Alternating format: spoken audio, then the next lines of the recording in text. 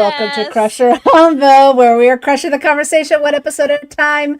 We are stepping back to ancient Greece to celebrate the 30th anniversary of Xena Warrior Princess. But don't worry, there will be Beverly Crusher too. And to help me with this momentous occasion, I have Marcy from Idle Ride Podcast. Welcome, Marcy. Thank you for joining me tonight. Thank you for having me. I'm super excited. That intro got me pumped up. You were dancing away. Joseph LaDuca knew his stuff back in the 90s. So, yeah, so much fun. And this was your idea. You were like, you know what would be cool? And I'm all like, well, I'm doing it now. So, slapped on that intro onto my intro. And it synced up, I think, pretty well. I'm not going to. Amazingly well. Like, that intro just makes everything epic. So put it on any intro and it'll make it sound Right? awesome. Right? Always, always. Anything Xena is always awesome. Now, of course, before we get started, I'm going to go ahead and mention my sponsor from Cherry Tree Incorporated. So, if you love board computers, Klingon keyboards, or even Lower Decks covers for your keys, go head over to Cherry Tree and use my code Crusher Combo 6 so you can get 6% off your order. You can go order at mycherrytree.com and follow them on the socials at Cherry Tree Incorporated. Yay! So, Marcy, you were with me last season, finishing it up during our Christmas time, and I like to ask a different question each season. So, here is the question for this one, and it is, what is your trek and why? Well, it's funny that you asked this question now because many people would probably think it's Star Trek The Next Generation because I did the podcast Green Shirt where we reviewed The Next Generation. But I Mm-hmm. recently restarted watching Voyager and I was like, oh, I kind of think Voyager is my home trek because I actually remember watching a lot of Voyager when I was Uh-huh. younger, whereas TNG, I did like blasted through all the seasons with my husband when we were building our house. So it kind of felt like that was it. But then the Right. nostalgia of Voyager when I started watching it, and I gotta say, like, the first season of Voyager starts out stronger. Sorry, people, than any of the other like 90s tracks. Like every episode is solid. So I think I realized that Voyager might be my home track, and Mulgrew would be like a perfect fit in this group of strong women. Like, Absolutely. oh my gosh, Janeway, I love her so much. So, anyway, No, it's funny you mentioned that because when so you sent me a YouTube video about a retrospective of Xena, and I watched a little bit of it before coming on here, and it was talking about Xena's journey and redemption and stuff like that. And I thought of Seven. oh yeah, And that's a great and parallel. right, and I think it was just like, I mean, she was forced into it, right? She was a child, and I think it was because of the Kalisto aspect, because Kalisto became evil due to the fact of losing her family. And Hmm. so I thought of Seven, of her redemption story throughout Trek, and how why I want Legacy, because I want to see her as the captain of the Enterprise after everything she had gone through. It would be nice to continue that arc, For so sure, that was yeah. my, yeah, that was something that I had thought of when I saw that. But again, sadly, we have some sad news that some of you guys actually already know about, but I'm going to go ahead and just do a quick little dedication. So one of the writers, and she was also a producer of the show, Chris Manheim, had died about a month ago from cancer. And it was Stephen L. Sears who had broken the news. And she had done amazing episodes. And this is just a small little smidge of what she had done. But, The Prodigal, Remember Nothing, The Quest, Maternal Instincts, Bittersweet, which of course was the musical, and it was amazing. It had amazing music, A Family Affair, God Fearing Child, where Eve was born, and of course Livia. And she actually wrote The Bittersweet with Stephen. And so there was, I had mentioned a particular episode, a particular scene with Stephen that I'll play here in a second, of, what these characters have gone through. And something that the retrospective that you had shown me was interesting because it was talking about that journey, right? Like everything that Xena was like basically punishing herself because Sure. she had done so much and she felt like she didn't deserve to be happy. She didn't deserve to be a mother. She didn't deserve to be a friend. But then Gabrielle was that kind of shining light of being that naive little girl from the village, learning so much and kind of bringing out the best in Xena. But yeah, I thought that was really cool. But in the sense of Chris Manheim, super, super sad that we lost her to cancer. And so I wanted to mention her on that. Now, of course, you had mentioned about wanting to talk about the bittersweet.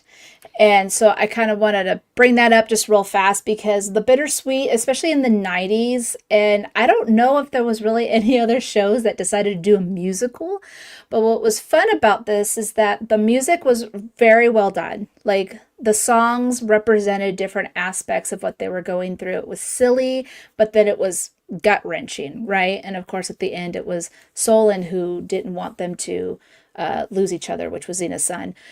But what was it something that you really wanted to bring up with the musical that they had done? Yeah, well, before I talk about Bittersweet, really quick, because you mentioned the retrospective, I do want to say if you want to watch that, it's on YouTube at Jose Bird, and it's like a 2 hour retrospective that's really fun. It goes in Yeah. deep. It was really good. But anyway, so in terms of the Bittersweet, I feel like you mentioned that no other show had really been doing those kinds of musical episodes. And I feel like Xena is kind of the first one that actually just made a full musical episode because I looked it up and I know that Once More with Feeling on Buffy in 2000 came out in 2001 and this was in 1998. So Once Mm-hmm. More with Feeling is basically what I think a lot of people remember as the musical episode. But Right. here we have Xena does two musical episodes. This is, I think, the first one, and then later they do one with Joxer meeting his brothers. Um, Yeah, that was in season 5. That was oh shoot, it was the Something Liar, um, which they used songs though that they redid. mm, Right. So like, sisters just want to have fun. Like there was where they were doing covers of songs, which was fun. It was a fun episode. I don't, mind it. This one I feel like is just more impactful because it was music that they created for these Original music. characters. Yeah. Yeah. So I think that was what was more impactful for that part. The second one, I think, because Lucy was pregnant at the time, very, very pregnant. And so they're like, what should we do? Let's do a musical. Because it was Mm-hmm. not much. The fighting was getting a little too hard for her, I think. Right, right. But I just want to do a shout out for that kind of episode. And, she was part of one of the first TV shows to ever do like a truly musical episode with, like you said, Hmm. original music. Yeah. And yeah, I loved going back and watching some of these old Xena episodes because they really hold up. And I've got a lot more to say about it, but we can go on. No, it's fine. But to kind of do another parallel, because our recent new Trek, Strange New Worlds, had also done a musical. And I think they did a very good job because it was like, how are they going to do a musical in space? Like, how is this going to work? And the way that they did it was brilliant. the That was an amazing episode. And honestly, that music was soundtrack great. for Yeah. that episode is stellar.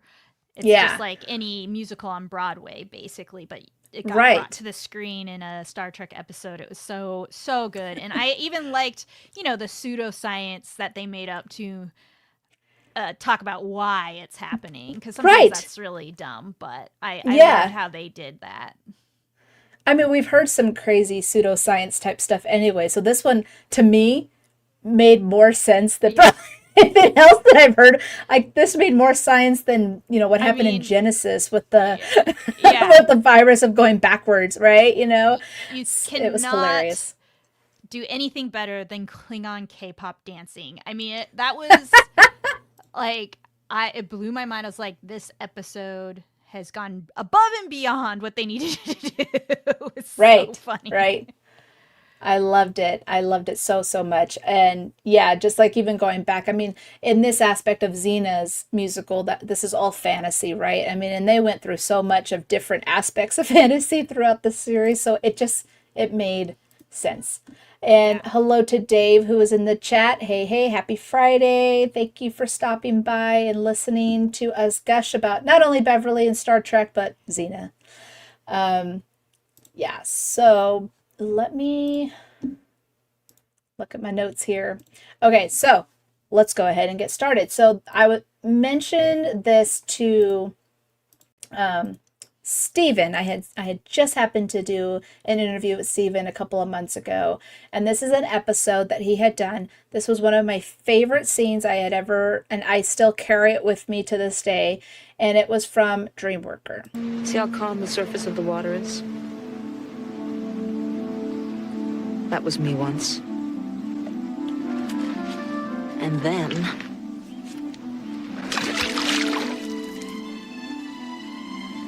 the water ripples and churns.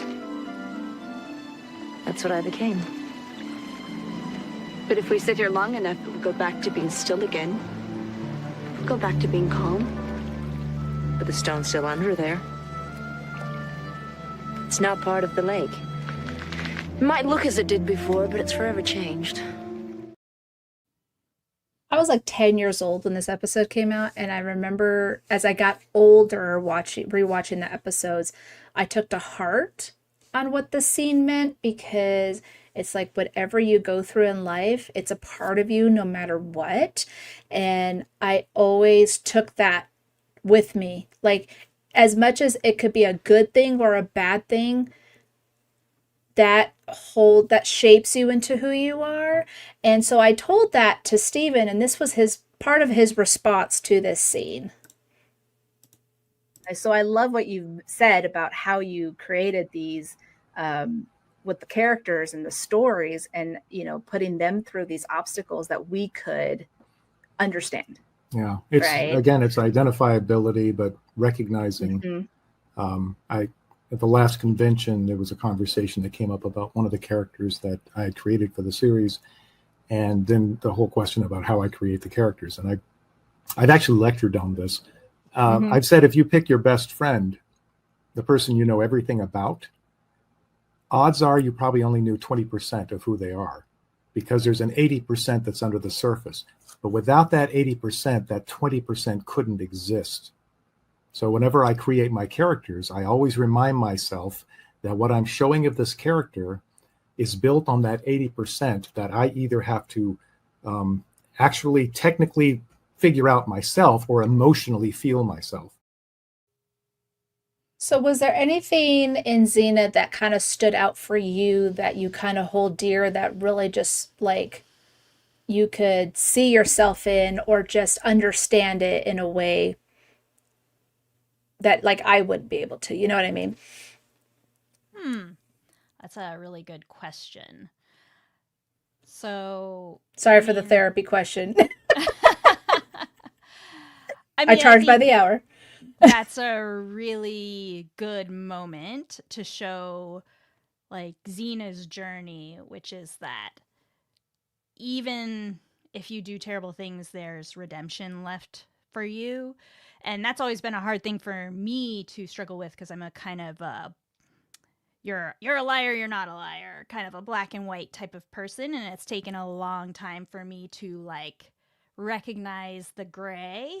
And I think it's it's really interesting what he says there about there's 80% of you is still hidden from even your best friend. And it's true that like who I present to each person is different for each person.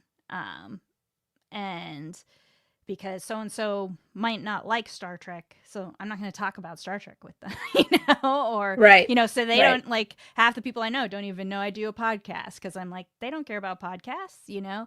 So Right. it's interesting to think about that in terms of like every person you meet, you may bump into them and they might be mean, um, but maybe they're going through something that day and they're the nicest person in the world. So I think Gabrielle sort of represents that part of us that should be giving people chances, second chances. But Right. then, what is something that somebody can do that's so bad that they don't deserve a second chance? And that kind of leads Hmm. into my favorite season and some of the discussion that I want to have there, which is like, you know, about her journey and why it's so special. So I guess All for right. me, it's recognizing that you have to allow people to have second chances. But how many second chances do they get? I don't know. Right, right. When is it enough is enough, right? Because in a sense, like, yes, it's good to give someone that second chance, but if it starts to go to the third, the fourth, the fifth, then clearly they're not understanding the issue here that they need to work on or deal with or something. And so when do you step away? Because you also have to think about yourself. There's always that aspect of like, I'm here to help you, but if you won't, I can't force you to take my hand. So if you won't help yourself, there's not much that I could do. And and that's just Sure. one example of many. But I do have some favorites, and favorite season is one of them. But the first one I wanted to talk about was favorite comedy. And I'm going to go ahead and have you start because my favorite Sure. comedy I might gush about a little too much. Okay. Well, I have my favorite comedy, but also like a runner up, kind of, because it's hard not to talk about multiple episodes. But Right? I know. so I absolutely love the episode A Day in the Life. I think it's so funny and it's so like I'm a person who loves lower decks Star Trek. It's Hmm. amazing. And I feel like this feels kind of like a lower decks Xena episode It because does. there's not like there's a plot with a villain, but we're actually just seeing Xena and Gabrielle like hang out and like cook meals and like there's the scene because I just rewatched it and has actually had my husband laugh. It actually had my husband laughing a little bit, but like Xena's catching the fish with her hands and like throwing them back over her shoulder and it's hitting Gabrielle in the face every Yeah. time and you just see the glint in Xena slash Lucy Lawless's eyes of just like, I'm literally fucking with Gabrielle right now. And it just makes me laugh. I love that relationship. And then when they get into town and one of the villagers falls in love with Xena, and Gabrielle's like, okay, another one's fallen in love with you, Xena. Like, this is a regular thing that happens. And then the villager's girlfriend who ends up dressing up like Xena to get her boyfriend back. Oh my God. It's just like, like so funny. I just loved that episode. Yeah, that's a good one. That was in season two, Two. was it? Yeah, it Yeah. was season 2, episode 15. Yeah. So my favorite episode was Been There, Done That. And that was in season Oh, three. yeah. And The it was Groundhog the Day. Groundhog episode. And of course, like I just did about cause and effect Groundhog Day episodes and all that stuff recently. And the thing is though, is I mentioned Xena because there is a lot of episodes or a lot of shows and movies that have done it. And I think they've done pretty good. But of course, cause and effect did it really, really well, I think. But I also feel like the Xena episode being a comedy also did it really, really well because she was the only one that remembered. She was the only one that was able to stop this time loop. She had to figure out why. But after a while, because like first she comes in and Joxer's like rise and shine, and he has goose eggs, and either they break or they not, or Joxer died that day. Well, then the next time, then Gabrielle died, or the next time, then they all three of them died. Like all, and then at one point she just woke up and killed Joxer and went back to bed because she knew it was going to come back. So it was just like this build up, and then she had to also figure out how to stop it. But there was like this one scene where they start she's telling Joxer and Gabrielle like this is a time loop, I've been stuck, and right as they're about to ask a question she's like no, no, yes, no, I tried that, yes, both ways, no, no, no again. And as much as like Xena's a very serious dark show, it's so nice to have these light funny episodes. And like you said about Lucy going hee hee, I'm messing with Gabrielle, they enjoy that. I know Lucy loves to do comedy. Like she always just loved to have fun. And we even see that with even Star Trek. Like any of the, like, we're going with Beverly Crusher here, just doing the big goodbye. You know, Gates really wanted to do the trip and the swallowing the gum and just have fun with it. Or even when they were doing the like holodeck episodes, like the Hollow Pursuits. And it was nice to do something different than just being stuck in those uniforms, you know, doing technobabble. It was great to just be able to let loose and have fun and let their comedy chops play in, because these actors have that in them. Just like we see comedic actors like Robin Williams, amazing comedian, but he could do some serious stuff. Like these are actors, and it's nice to just see them let loose and have fun.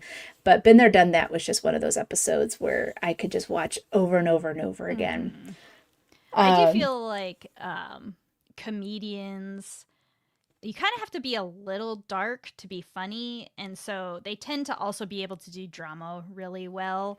So you can see that in Lucy Lawless. I think, like, I've never actually met her in person, and I don't even know if I could bring myself to meet her, because I think I'd probably, I say this all the time, start crying immediately.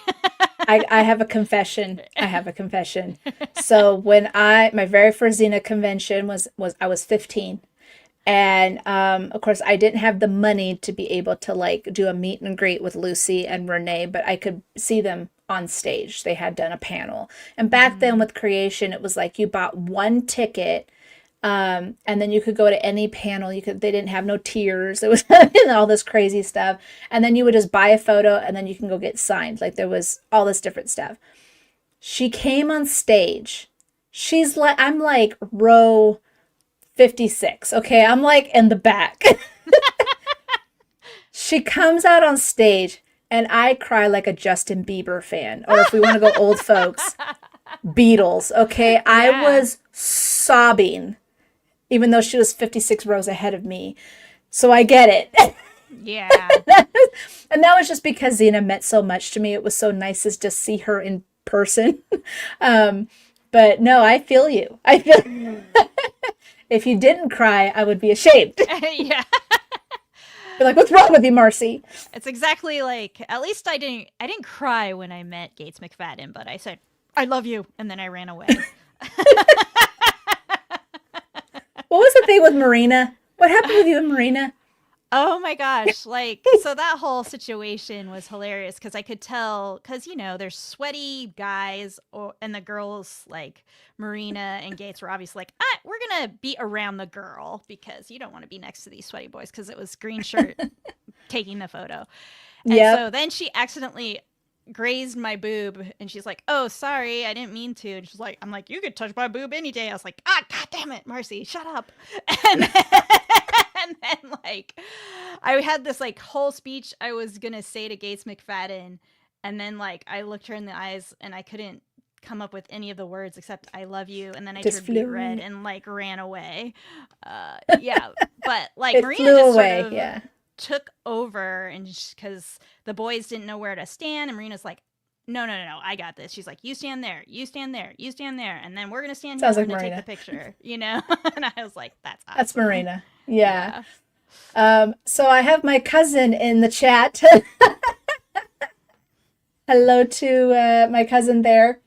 But yeah, so it's so funny how you have this speech of, you know, wanting to say something and whatever, and then it flies out the window. It actually, this happened to me just recently, like with Gates. I was like, oh, if I talk to her, I should let her know about my cat's passing away, because the last time I saw her, I was telling her how Obi-Wan had kitty dementia and he was going to be 18. So I was going to tell her, like, yes, he passed away and stuff. No, when they asked me what's going on, I was like, I was in another car accident. Yeah, best laid plans, right? Your brain just kind of takes over in panic mode. She asked me, she's like, well, what did you do? I was like, Maddie wanted me, okay? And I wasn't thinking. She just started laughing because I was all like, I was in a rush. I lost my car. And then that was it. Like, I like, funny. Again, just, and then I was like, why didn't you tell her? And then I find out that her cat has kitty dementia. And I was like, we could have bonded over that. I could have given her, Rudy has dementia. I was like, I could have given her some tips. He's doing the crying and stuff. I was like, it's rough. It's a rough time. Yeah. But and actually, my cousin who's in the chat, her cat also had kitty dementia. It's not fun, but we do things for our animals. We'll do whatever we can Yeah. to give them the best 100%. life until the end, right? Yeah.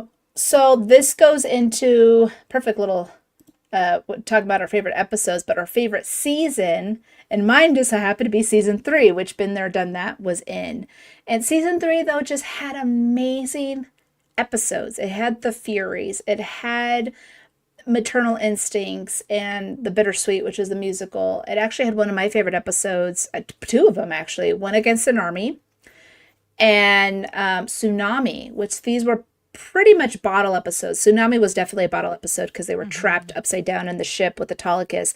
And, Autolycus was one of, Bruce Campbell was doing things funny and stuff, but this was a very serious role where he was kind of freaking out, right? He's like, we're going to die. But even One Against an Army, it was just literally Xena fighting an entire army, right? But it was really well done in the sense like Gabrielle was, she got poisoned by an arrow. She had to go try and get Gabrielle the ointment, but she had to fight against the army first. Right. I remember that. Yeah, so there was a lot of good stuff, and this is where the whole, Deliverer and I almost said Darmok.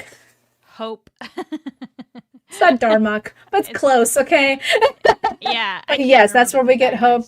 I know, but it starts with a D. I know that much. It actually says it in that retrospect. That's why I'm like, why can't I remember it? But yeah, so that whole Hope thing and Solon and all that stuff. Season 3, I just felt like was the best one out there. So what was your season? Because you were saying that you had some stuff attached to it. Yeah, so my favorite season is season 2.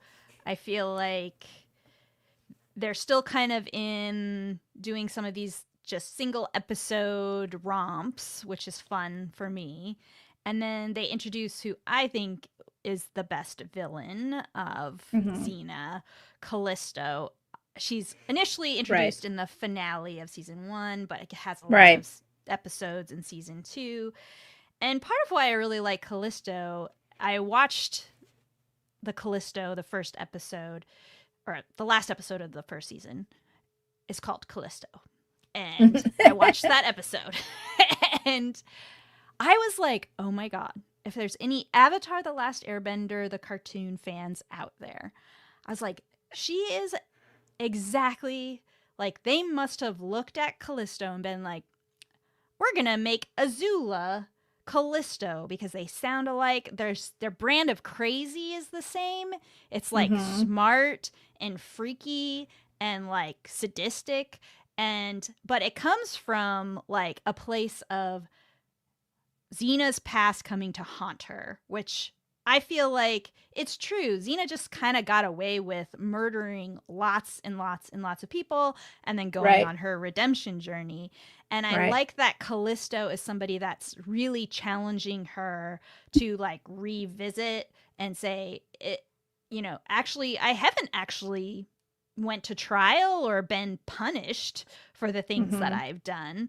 And she's kind of just punishing herself internally, which is probably more pain than any punishment somebody could give her. But I think that's a really interesting journey. And another thing about Xena, and one of the things that I like, and what later we talk about what Xena means to us, and this is part of it, is that she is the first, I feel like, true like anti-hero kind of. I mean, she's a hero, but she's got a lot of darkness, like you've talked about.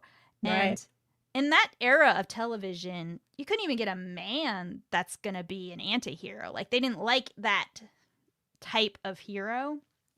So the fact that you got a woman playing that role, I think is and she's like one of the most complicated protagonists on television ever.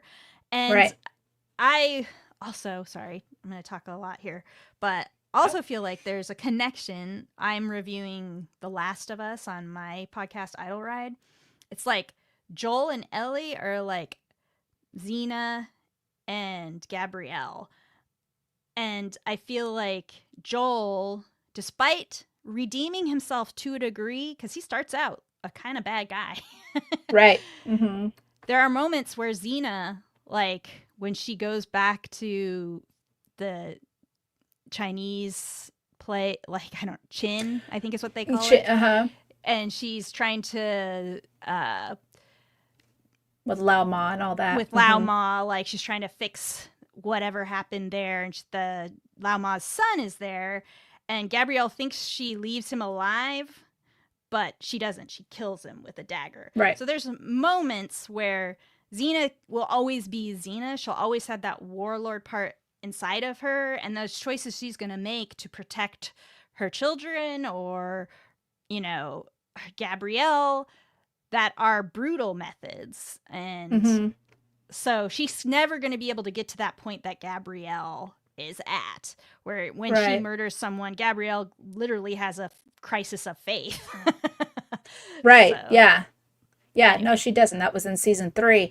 Real fast, my cousin did mention that her cat, he screamed all the time at the wall. aw, poor baby. And that was to say, my cat he would forget that he ate.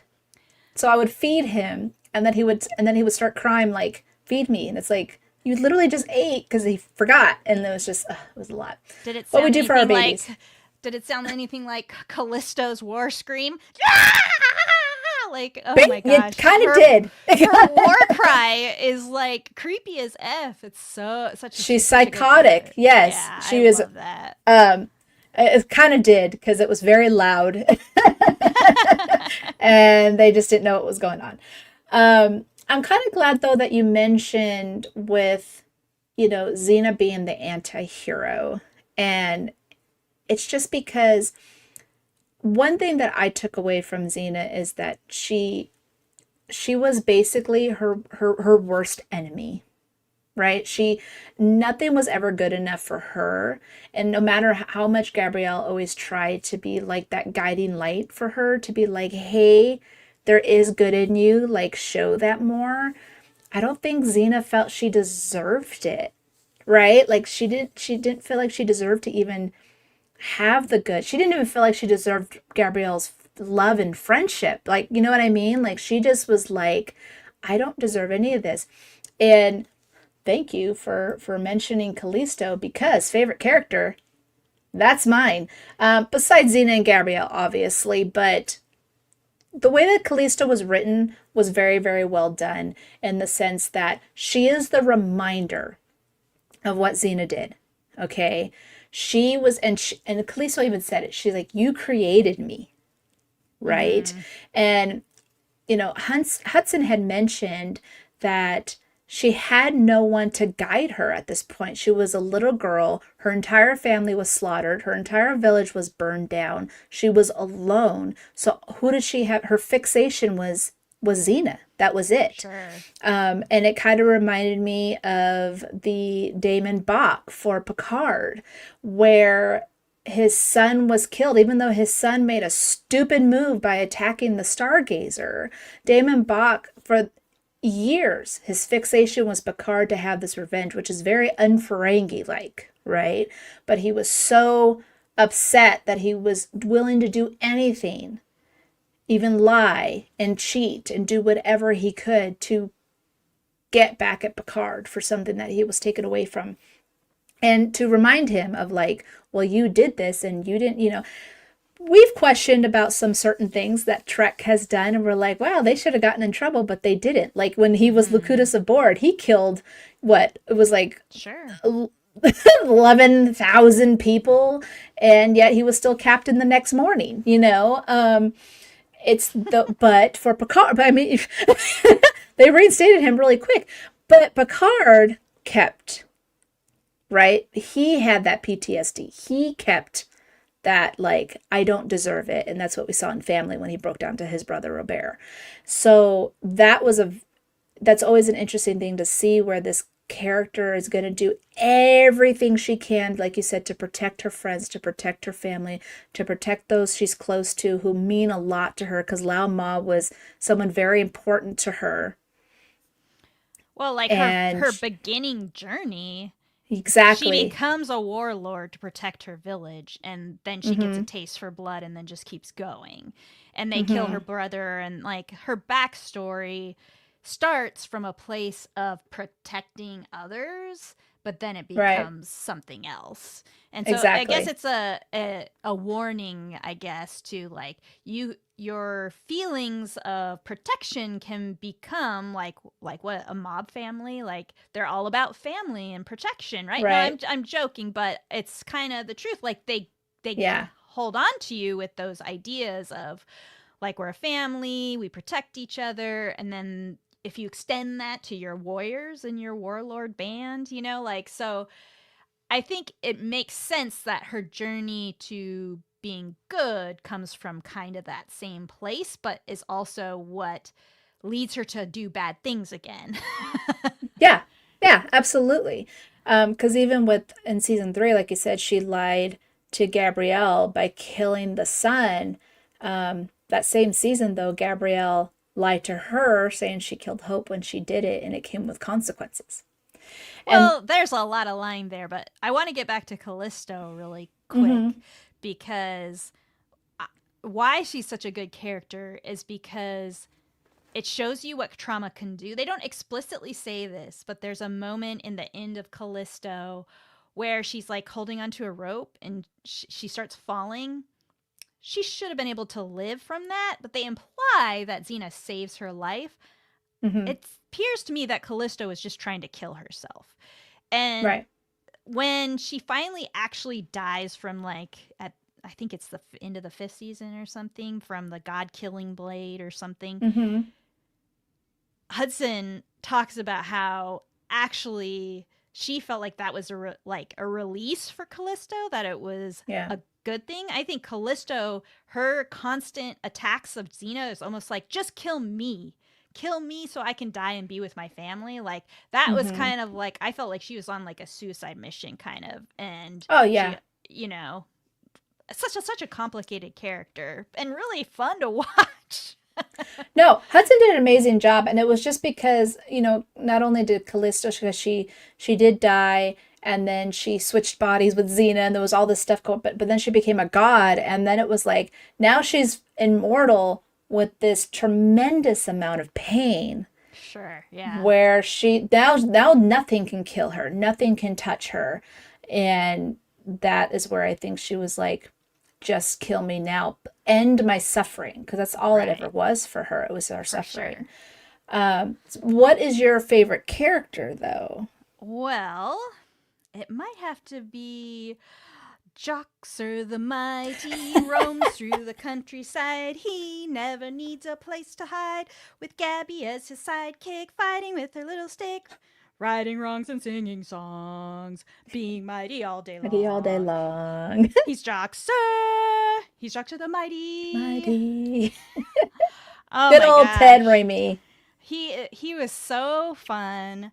Like I just love the idea of like the bumbling warrior. He's actually introduced in Callisto as well, which I had Yeah. forgotten that. And and I just love the all the scenes where he's like trying to capture Gabrielle and she's like beating the snot out of him and he still Mm-hmm. thinks he's this mighty warrior. But like he enters their journey many times throughout the seasons, and I just thought he was also a more complicated character than at surface value would Right. estimate him as, because he had a deep love for Xena and Gabrielle, and his unrequited love for Gabrielle is fun to watch. And I don't know, he was just a funny character, and every time he was in an episode, you knew it was gonna have some hijinks. So I really Mm-hmm. enjoyed him as one of like the main good characters. Yeah. Yeah. And of course, even in serious episodes, he kind of had that added comic relief that you kind of need sometimes, so it doesn't keep getting Mm-hmm. darker and darker and you're like Mm-hmm. losing your mind over it. But I mean, Joxer, it's and of course he was like what, a triplet, Yeah. and but his brothers were just like, one brother was like a stealth killer type character, and then the other one was, a flamboyant not Gay man. artist, but yeah, like just, but he was a performer, a flamboyant performer. Yeah. Um, And so, but he was embarrassed by it. Like it was Uh-huh. just like something he didn't want to embrace, even though, he was kind of living a lie. And I think he even mentioned that later in the seasons. Like, I've never been this brave warrior. I just always wanted to be, and I never knew how. And that's why but it was very important to be with him, with Gabrielle and Xena. Of course, he had feelings for Gabrielle, and Gabrielle's like, get away. And of course, the one that falls in love with him was the look-alike Meg, who was the Mm-hmm. barmaid. And they, Yeah. they apparently ended up getting married and all Yeah. that during that 25-year stretch. But Joxer was a good type of character, especially like Autolycus. Even when they brought in Aphrodite, like those were episodes that you knew, okay, they're either going to be comedy episodes or there's just going to be a little bit of comedy relief and kind of help guide through those serious moments. Now, talking about serious though, I want to mention real fast is Kevin Smith, who played Ares. And of course, he passed away far too young. He was only 38, I believe, because he died like 6 months after Xena wrapped, due to a tragic accident on set while he was trying to do a movie. And he took Aries to a whole new level, and him and Lucy had great chemistry. They on screen together, they were amazing, but he was also really funny. Mm-hmm. And there was that, what was it, like Aries has a farm episode, like I think it was in season Oh, yeah. 5 or Like so. he Yeah, loses his where powers or something. I can't exactly. remember. And then they were all living in this hut, and it was just, but it was hilarious. Like there was just moments where, again, they were having fun. He didn't have to be this crazy psychotic god of war who was obsessed with Xena. Um, Well, I'll be honest, like, again, if you're an Avatar The Last Airbender, the cartoon fan, watch Xena. Because I was watching this and I was like, exact parallels. Like, the evil characters have kind of like a funny episode where they're like just yeah. everyday people. And like, I think that like hijinks, but also seriousness that is melded together really well where like Hmm. because our everyday lives terrible things happen to us but we still have funny moments throughout our day and in our lives, and so I think it's really fun that this show and Avatar, Xena and Avatar, somehow are able to meld the two and make them work together. Like Joxer, I feel like there's a couple of scenes where he's like really serious with them, and I think he ends up like saving them a couple of times just by like Hmm. By I think accident. by accident, and then like Yeah. I don't know, I feel like that's such a good combination, like heartfelt plus like really dire straight seriousness. Makes for a Right, good show. exactly. Yeah, exactly. We have Chris from the transporter room saying, "Join my Crusher Convo live. Thank you for joining." He says hello. Um, so one thing about that is like, as much as Xena and Gabrielle were like, ugh, jocks are so annoying, and been there, done that when Joxer accidentally gets killed, they were devastated. Gabrielle was bawling her eyes out. Like there was Of a moment of where course. she, and it was all like, see, you guys do care. And then too bad he didn't know that because he probably thought that he was annoying and stuff like that. And maybe, but I feel like Xena kind of changed just a smidge because he didn't realize it, right? Like at that moment, but she was in the time loop, so she was able to realize like, I should be a little bit more um, nicer around him at times, depending on the situation. So, what does Xena mean to us? Okay, so actually, no, wrong one. This one first, and then we'll get to that one. I pressed the wrong one. But the Xena and Bev similarities. So, I want you to go ahead and start this one because I might piggyback off of it because I feel like we might have some. I feel like we might cross over a little bit, but I was thinking about it today when I was watching that little bit of that retrospect that you sent me. So thank you. Yeah. So there's lots of similarities. And, as we were talking, I was writing down even more. But my first one was the mixing silliness and seriousness. So, like Data's Day when Crusher like teaches him how to dance and all of those things, and like Xena is always making funny quippy comments, and her Dr. Crusher's dancing, and you could say that Xena's fighting, and I'm sure Xena's danced on it before, and she dances really well too. She's like, Right. she can do anything, but She's a wonderful singer too. Yeah. Yeah, it's just like crazy. Lucy Lawless is the all around kind of gal. Mm-hmm. But anyway, the silliness. I like it when they're just being fun with everybody when normally, like in their jobs, Warrior and Doctor, they have to be pretty serious in those Right. moments. So, Yeah. I had mentioned about a difficult childhood. Now, in the sense that, you know, Beverly seemed to have wonderful parents, but they had died when she was very young, and she was raised by her grandmother, and she bounced from place to place to place before they were on Caldos. But she really didn't have a lot of family, right? So even with just her grandmother, she ended up marrying Jack and had Wesley, but then Jack dies. So all she has is her grandmother and Wesley. And then the grandmother dies later on. So, you know, Beverly even kind of mentioned at one moment that even kids kind of picked on her for who she was. And so she was very lonely as a child. And as what we know about Xena, she was raised by her mother because her father, she thought, walked away. We found out that he died. There's a bunch of weird stuff also happening. You guys have to watch the show. But we will get into that. That will be another hour. But the thing is just, I'm just saying.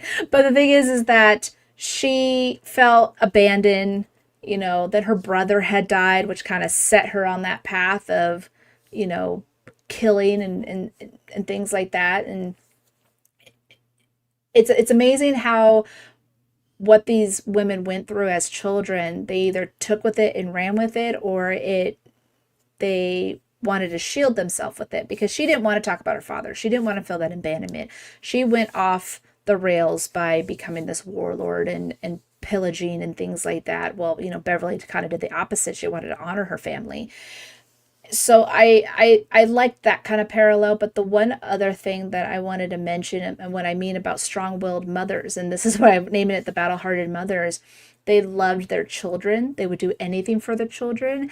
And the parallel is that slightly different on Beverly's end, but in order to protect the child, they took it away from the parent.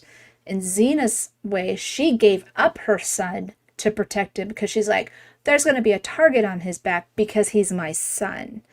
Beverly did the same thing with Jack, saying, I had to take him away from Picard because he was Picard's son, and there'll be a target on his back. So them as mothers really showcase a lot of how their characters are. And then, of course, even later on with Xena being pregnant with Eve, she kind of felt like this was her second chance. And sure enough, that second chance was ripped away from her, and she did not get to raise her child again. Okay, and, you know, for Beverly, she had to raise her children on her own.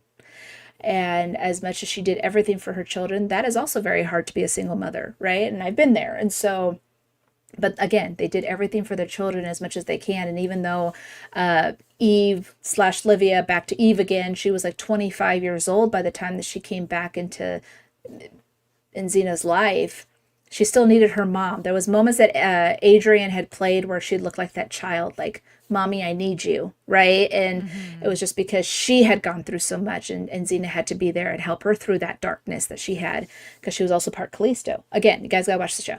But those, I think, were very important to the character's core of how much they loved their children, how much they would do anything for their children. Even there was a moment where Xena could have told Solon that she was his mother.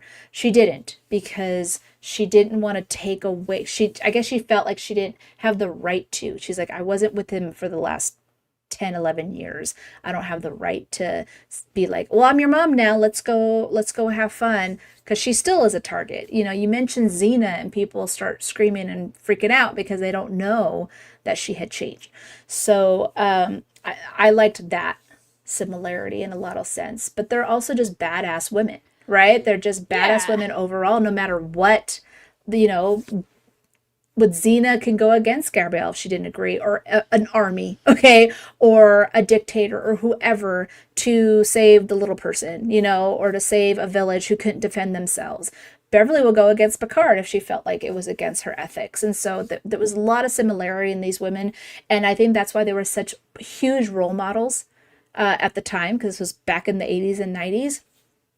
And not only little girls, but little boys, and anyone could use that as a source of strength, especially for a kid.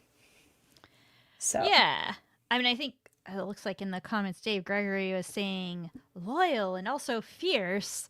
And I think you're right in that sense. Like, I think Xena just never thought she deserved to be a mother either. I mean, that was part of her kind of inferiority complex. But, you know, there's a lot of stuff with her and Gabrielle and motherhood that's a little murky. But I do think that the loyalty piece is a really important part of this conversation, because they're loyal to the friends and loved ones that they care about.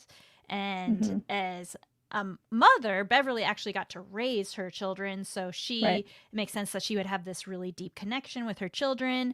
It is, I mean, it's interesting that they portray Xena as having this connection with Solon when she really just gave him up and then only met him and like hung out with him one time. But I'll give it to him.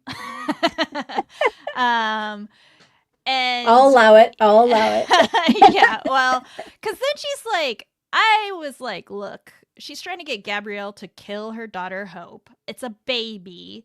And she's like, no, it's made of evil. You don't know that? Just like you don't know Eve's the bringer of the death of the gods. Like, so that whole scenario, that's why I don't actually like season 3, because I was like, the rift was like, what is going on here? Like, you would never, Gabrielle will never ask you to murder your child, and you're asking Gabrielle to do this. So that was like interesting. That was like a very interesting part of the Xena series, where Xena and Gabrielle have to find a way to become friends again after this like horrible incident that happens.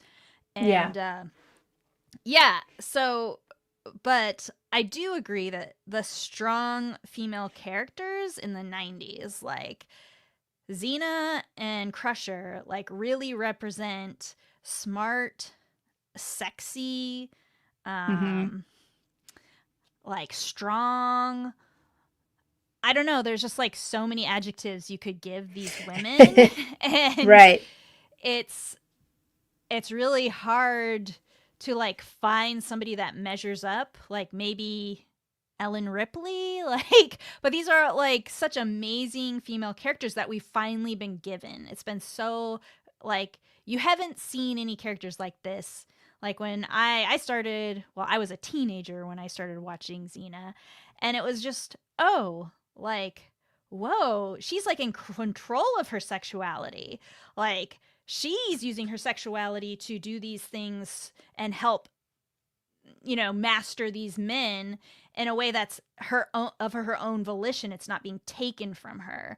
And like, she was just in so much control of herself, whereas in almost any other show that you would watch, women would be portrayed in very distinct ways. They would always be asking for men's help, you know, passes the Bechdel test with flying colors. Like, I mean, they're almost always talking about one or the other of them. So, and like not about men a lot of the time.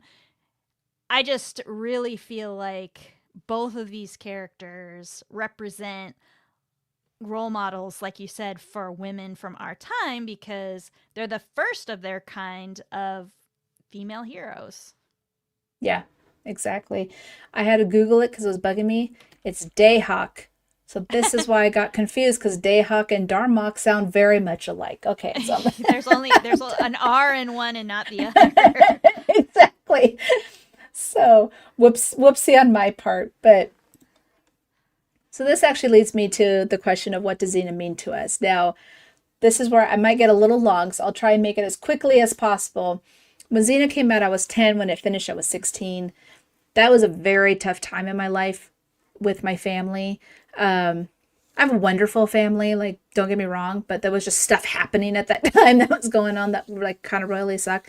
And by the time I was 13, I hit a really dark place. And Xena was something that I just gravitated towards because I was like, I want to be as strong as her. And you can kind of say I was borderline obsessed in the sense that that's all I cared about was Xena. Like I recorded every episode. I tried to save every snippet. Like I have, and I'm going to show this real fast.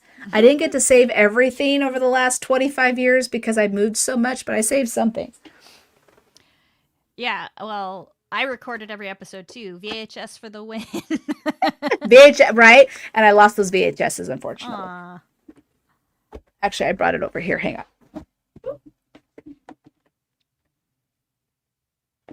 Okay. Before I destroy this, there we go. I thought I brought it over, but I clearly did not. So there was a photo club at the time, and I always saved all my money to do this, but I'll just show one. I saved all the photos that was given to me. I have like 200. That's amazing. Yeah, there's like 200 and something photos of just random. Yeah, let me see if I can get this. There we go. That is so cool. You know, and I still have everything, and I still have like my autographs and some knickknacks.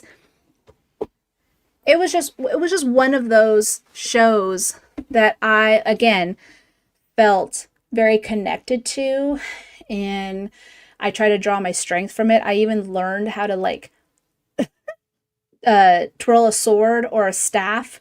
And I was never in like any type of like karate or whatever, but I know how to twirl. And I did that. And I was like, I'm going to be like Gabrielle with the staff. And I just start twirling it around. My mom used to call me her little Amazon because I'm like so much taller than her. So I could reach the high shelves. So she's like, I need my Amazon. I was all like, on my way.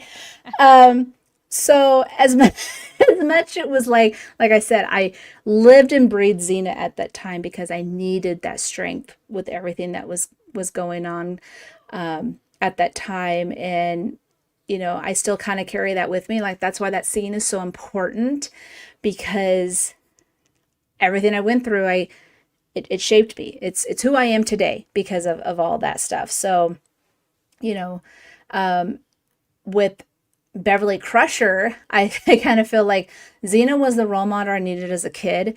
Beverly was the role model I needed as an adult. And so, sense.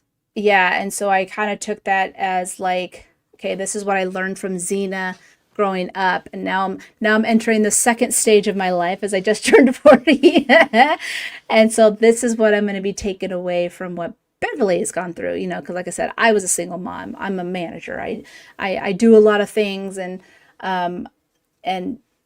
it's just one of those. It's just one of those shows and characters that you like. Again, you could just learn from and understand, and there's always a takeaway from it. Like yesterday, I was watching the Strange New Worlds episode, which is Ortega's, which is one of my favorite. I was bawling. Like my poor Admiral Patreon members have to watch me sob because I was watching it with my reaction, and it was just again, it was one of those things where it was hard to watch, but it was important on like why they did what they did in the writing, you know? So again, that's what Xena always meant to me. And, you know, like you said, she's fierce and kick ass. And as I've only seen the series finale once because I hated that they killed her off. I understand why they killed her off, but I don't care for it. It's That's so interesting. I'm done. So again, another parallel to The Last of Us, the show that I'm reviewing, is like, so maybe Xena might be one of the first shows that killed off a main character too, and it's become kind of old hat now that they're doing that. And like, spoiler, stop listening, put things over your ears, but in season 2 of The Last of Us, they kill off one of the most beloved characters of that show, Joel, played by Pedro Pascal. And I feel like as an adult, watching that last scene again, and I watched it today, I was like, oh, this makes so much sense. Like, yeah, it's sad that Xena's died, but she's passing off the mantle to Gabrielle, and I feel like she finally feels as if she's atoned for all of the bad things. And Yeah. so allowing Xena to have some peace, because, like, in these shows, they're supernatural, so people are always getting brought back from the dead, and you never really have any peace in the afterlife. And she didn't either. Yeah. She went into heaven, and they made her fight for heaven, too. So, like, I Yep. mean, she never got any peace. And I felt like finally Xena looked like she was at peace. And I think that was a good ending for the character, even if it upset Yeah. people at the time. Mm-hmm. And I think allowing people to have their redemption moment, like that was her redemption moment there. Mm-hmm. And as long as the show does a good job and has a reason for why to kill one of our beloved characters, I'm okay with it. So Yeah. I don't remember being overly upset about that ending. Mm-hmm. Because I did always like Gabrielle. I think some people might have thought of her as kind of annoying, but I liked her journey. So like my runner-up season would be 4, because I think they actually like gave Gabrielle more to do, and Right. like I feel like she's no longer just like that sidekick character. She has her own journey that she has to go on. Yep. And I think recognizing that Gabrielle becomes a woman in the show instead of a girl, and all the things that come along with being a woman. And I think that helped us as young girls, like seeing people cast in roles as the lead, and then seeing different versions. Like, you can be the silly, smart person who likes to write, but also like learn other things and have bad stuff happen to you, but still come out and be a good person. So I think for me, the draw was just having female leads where the show Yeah. revolved around them, instead of Yeah. having like one woman representative. And then, you know, I searched and searched. I remember as a kid reading science fiction and fantasy, and it took a long time before women started being protagonists in books. More like you really had to search for them. And now, Yeah. like, I don't even have to read a single book with a male protagonist in it. And I love that. Right. Yeah. Um, I think that's why Xena was so much more popular than Hercules, because Hercules came out a year before that, and of course it's based off of a character that many people knew about in ancient times, and Xena is a made up character. But I think that's what people kind of gravitated towards Xena more, was because it was a woman who was fighting, he was half god, so he kind of had an advantage. She was not, right? And she was able to fight against anything she put her mind to. She had the neck pinch thing, and she always knew how to get she her was way in the smart. sun. Yeah, she just knew how to handle things without having to be like, I'm the half son of Zeus, Yeah. So She wasn't. Hercules was just kind of like a dumb brute, honestly. I mean, yeah, I mean that's kind of like with even when they crossed over and stuff, and there was some fun moments there.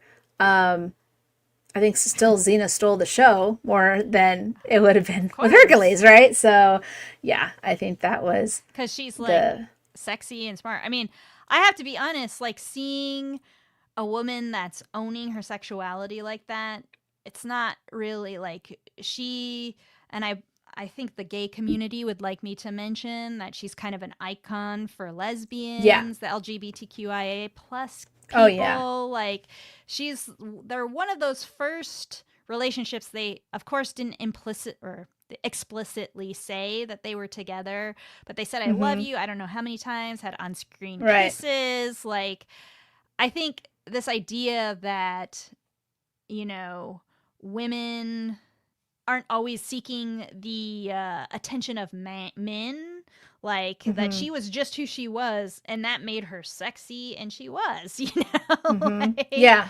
Yeah. And I think that is liberating for young girls to see that you can kiss men, you can kiss women, you can be whoever you want to be, if you just stay strong and be loyal to your friends and are intelligent and all these things, you'll make it through life, even if you do really terrible things, apparently. Even if you used to just kill people all the time, no big deal. Yeah. I'm actually gonna show this real fast because I mentioned it to you before, but here's me at 15 and 16 years old meeting Alexander Tidings, Claire Stansfields, there's Stephen L. Sears, and Hudson Lake. And again, I enjoyed the show so much. These were my very first conventions, and I went back to back. I kind of wish I was able to go visit for the 30th anniversary, but that's back in Burbank, and I'm good. I'm a little far, and it's fine. But yeah, so I definitely have a history with Xena, but I can't believe it's been 30 years because that just means that I'm 40. Oh, I know. Well, I'm no longer that 15 and 16-year-old anymore. For me, I was just 30 years. I'm 44. It's so long ago. But yeah, I think it's great. It obviously had an impact. If we're still talking about it 30 years later, I think because I was in that retrospective by Jose Bird on YouTube. He talks about how it was top 10 in syndication at the time, and several of the episodes beat out DS9 and Baywatch. Those were huge shows, Star Trek and Baywatch, huge. Yeah. So this was a show everyone was watching, not just lesbians, not just women, not just gay people. Everyone was watching this show, and because it was good, because it had complexity. Yeah. It made me, my cousin, she's like, look at those pictures, very cool. I know, I was such a baby, wasn't I? I mean, I grew up at a Christian home, and we enjoyed it. Even, because those stories was yeah, that happened back in Rome. That's accurate. We're not, I know some people in the Christian community were like, no, but Jesus, that's blasphemous. Everyone was crucified. That's what they did back then. And so that's why they showcased it. That's how it is. It's just that's what was going down at that time with Rome and everything. And even Xena had mentioned when it came with the Dayhawk thing, where they were talking about they were followers of the one God. And when she realized, she's like, you're not the one God of the Israelites. She's this is something else, and my mom was like, yeah, you tell him, Xena. It was funny still. It was just it is weird. They did a it decent connected job. with all. They didn't throw it in your face, right? Everything was subtle, but in the sense that it made sense to the story, and that's what was so enjoyable about it. But yeah, it was. And I think also fun. they represented a lot of the different cultures, and I think they got some flack for some of their representation, and also making at the end the Christian God is kind of presented a little bit in better light than the other gods that are represented. So that was kind of a little bit of pushback from others, but that's just a product of it being created by Christian people, probably. But I think that the Hindu portion of it with Gabrielle was really, I think, well represented, but I guess there's a huge protest about it, so they had to do some funny disclaimer at the end of that episode. Anyway, the religion stuff, there was some pushback, and they were thinking that if they were going to name the character of Eli after the Hebrew name that means Jesus, Elias or something. And so then they just changed it to Eli because they thought they'd get a lot of pushback from conservative Christians. So they were trying to make it just different enough that it's not Christian, it's The Yeah, one we're not Eli's saying it's followers. him. Yeah, exactly. We're not saying it's him. We're just saying that it's this thing. Yeah. I mean, you kind of have to. I mean, there was something that I saw on, and of course, this is just social media all the time, but people were like, why did they write allegedly when they know they did it? And I'm like, because they don't want to get sued. They have to say allegedly or possibly or something because that person can sue them for defamation of character. Sure. So you got to be careful of how you word things. But yeah, I mean, that should, and even in the 90s, it's just, I think people have learned a lot, especially even with Trek in just the 60s and then doing in the Yeah. 80s and going into the 90s. Like, there was some stuff that they also had gotten pushback for, and then they just had to be careful. Nowadays, I feel like it's just, I guess with streaming, I don't know if that makes a difference because you could choose to watch the show. It's not as much of a pushback than if it was like showing up on your TV. I'm not sure, but I feel that they have a little bit more, they're able to do a little bit more than they could have before, without having some problems. I think the only problem they would have would be like the production company, right? Because they love to get Yeah. pushback. Well, I think For we sure. grew up in a time that was so unique because we grew up when everybody was watching the same things. Like Yeah. you all had public television stations that you tuned into, and it was like the same 10 channels that you could get for free, and you would watch Star Trek, and this is a channel. It's like a UPN, I think is what it came up, Universal's Pictures Network or something like that. Yes. Yeah. It was a UPN show, and so it was one of the shows that you could tune into at one of those times. And like I remember just like every time, so the previously ons don't mean anything anymore because you just see it like the next episode within seconds. But like I remember like watching with bated breath for like the 3 clips that you get of the next episode of Xena, and then sometimes it wouldn't show like the next week for some reason, and you're like, no, why didn't it show that week? And so like, Or if there was a special presentation, they're like, and you don't get to see the episode, it like ruined your week and you didn't know when you were going to see Right. it next. So everybody in the United States had only these few options. That's why syndication was so important and why they were why it was so competitive at that time. Now you can get your content out in any way possible. Like we can do this podcast, and there's tools for us to pretty easily and with not very much money create content. And like back then that was not the case. Like this is one of the first fan bases, Xena fan bases, that started on the internet. Yeah.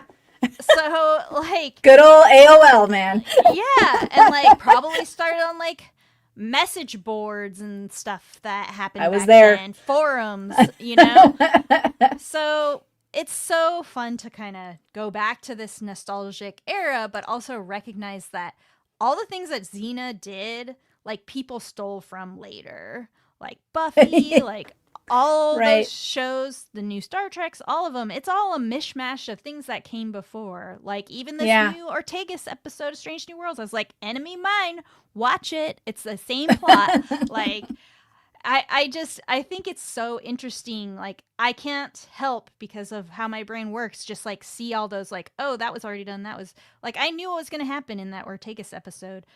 I knew Right. the final scene, the moment something happens, and I won't spoil it for other people if they haven't seen it, but like just because it's already been done before, folks, and it was done in these old shows and those old movies. So go back to Yeah, I guess no, it's the I ha- classics now. Yeah, right. I know. But I mean, they're saying that our freaking like Green Day is classic rock, and I'm like, I'm not even gonna mention that with a dignified answer. But and it looks like my other cousin is here. Hello. It's a whole family affair. So Marcy, these are my cousins. Hi, cousins. Welcome to the Xena Talk. I'm sure you got to hear a lot about it when Jesse was young, huh? They've heard a lot of me talking about Xena. And she says hello. Yeah, I'm surprised. But like I said, my mom was always also very supportive in anything that I was into. Like you mentioned, like I said, AOL, the chat rooms, the forums and stuff. It was all Xena. I was always talking. That's how I met people online, was because they were into Xena. Trust me, Angel Fire was my or what was the other one, Geo something. Like I made my websites, I was dedicating to them. That's how I learned how to code, because I was building them. Like I was such a nerd as a kid, and it all began with Xena. I even wrote like my own stories and scripts. I even told that to Steven, and I was like, that's how my imagination was. And so Wow, it's, that's I awesome. mean, and it all started again, and it started with Xena. Like a lot of the stuff, even with my editing now, like when I edit videos and stuff, it's storytelling in a sense when you're doing it with the music, but it's it all began with Xena. Like that was Yeah. the beginning of it, and that's also why I fell in love with Greek mythology. Like Greek mythology is one of my favorite things. Mm-hmm. I would love to go to Greece one of these days, but we'll see. So nearing the end here, I'm gonna go ahead and start with my redhead alert.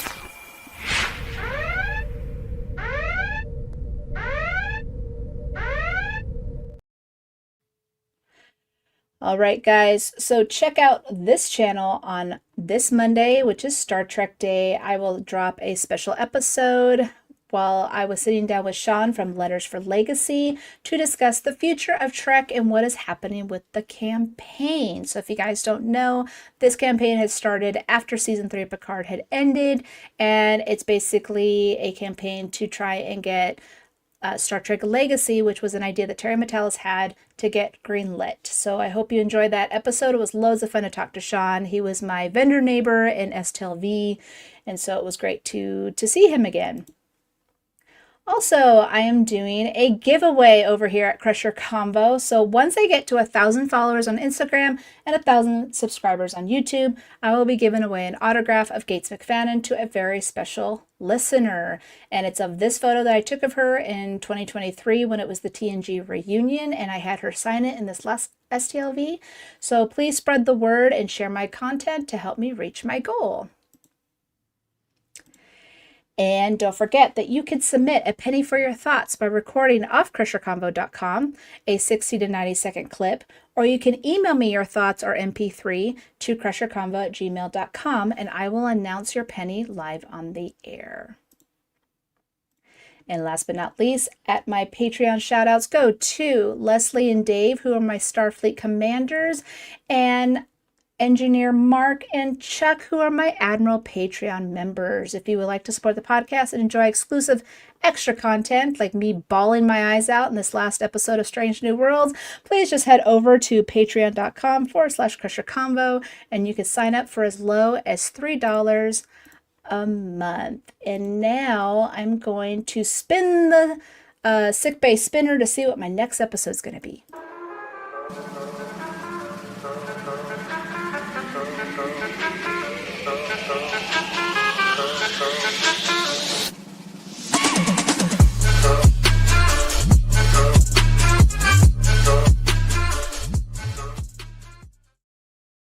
So it looks like I'm going back to season 7 of The Next Generation with the series finale of All Good Things. One of the best series finales I think is out there.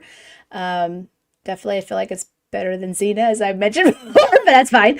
But yeah, if you want to be a guest with me to talk about that, please hit me up. Can't wait to talk about that. I have a few more ideas of episodes for the rest of the season, so can't wait to do that with you guys. Now, Marcy, thank you for joining me tonight. Please tell the listeners where they can find you. Of course. Thank you for having me. Don't let me forget to log out of this with my Xena battle cry. But you can find me at Idle Ride on Blue Sky is where I'm normally at with social media, but I'm also on Instagram and Threads. So Idle Ride.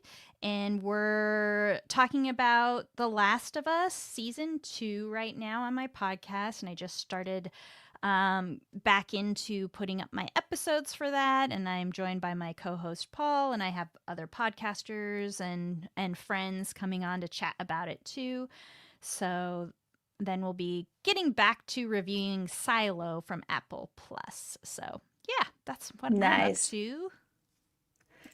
All right, let's try and do this battle cry. I do this because I love you, Marcy. Okay.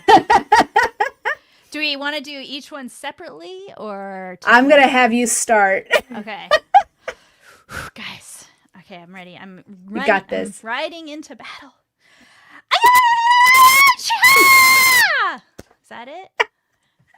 That's better. Yes. There's a little Callisto in there, but it's a nice little mix. You basically were Eve. It's fine. Or Olivia, however you want. Yeah, there you go.